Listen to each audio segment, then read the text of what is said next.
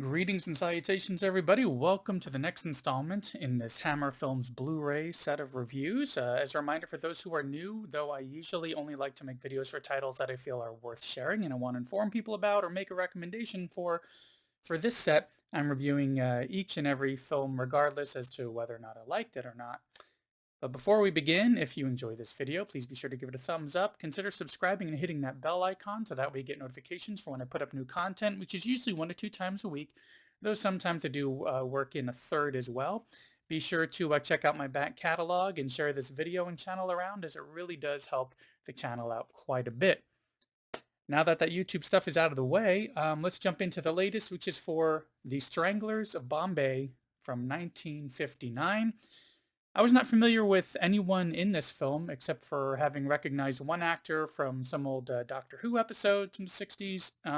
He had a couple of roles over the years with that, or knowing that this is directed by Terence Fisher, who has directed other Hammer films such as Revenge of Frankenstein and Two Faces of Dr. Jekyll, both of which I have also done reviews for and will link to them in the description. Now, the synopsis for this film is as follows.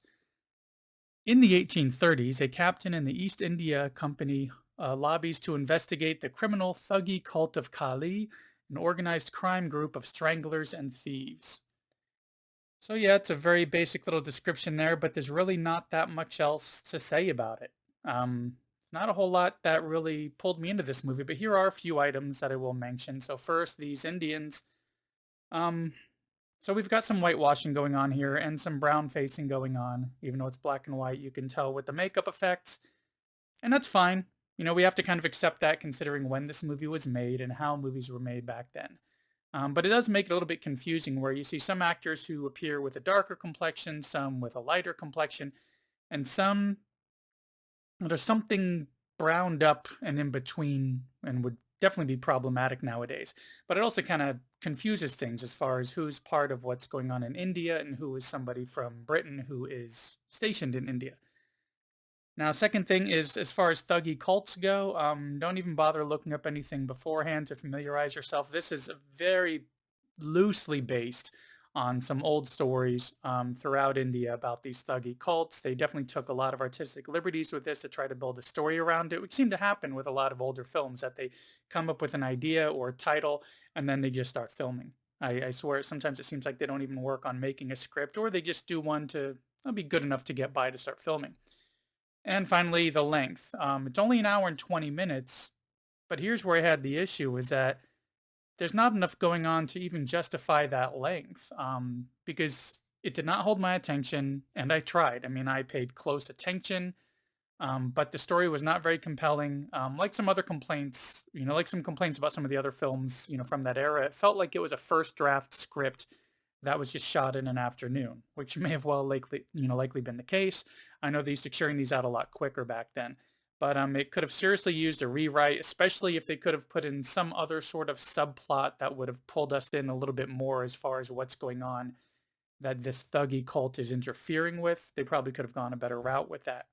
But though this one is more engaging than The Snorkel, which I'll link to my review on that one in the description as well, it's still, because it's another one of these low-ranked films in the set, I would say this one is, unfortunately, it's entirely skippable. And overall, it wasn't really worth my time, especially compared to some of the other films in the set that I really got a lot more out of, whether it's Revenge of Frankenstein or Cash on Demand, or even the last one for Don't Take Sweets from Strangers, or Don't Take Candy from a Stranger, had different titles. Even though it was kind of a disturbing film and ended on a down note, at least it was engaging the entire time. Even ones, and even some of the ones like Stop Me Before I Kill, I mean, even if they're slowly moving along, there's usually something that redeems it and pulls you back in, even if it's not until the end when you get a big twist. This one just kind of plodded along slowly, where even the last 10 minutes were kind of a pain to get through. But, you know, Well, they can't all be winners, can they? but who knows, maybe you'll get something out of this that I didn't. And I even found the entire film on YouTube, and we'll put that link in the description as well in case you just want to check it out for the heck of it. Like I said, maybe you'll get something out of the film that I didn't, and we can all hope. Anyways, That's about it for this very short review. Please be sure to take those YouTube requests into consideration. Thanks for sticking around to the end, because even viewing all the way to the end really does help out the channel as well. And I will see you in the next one.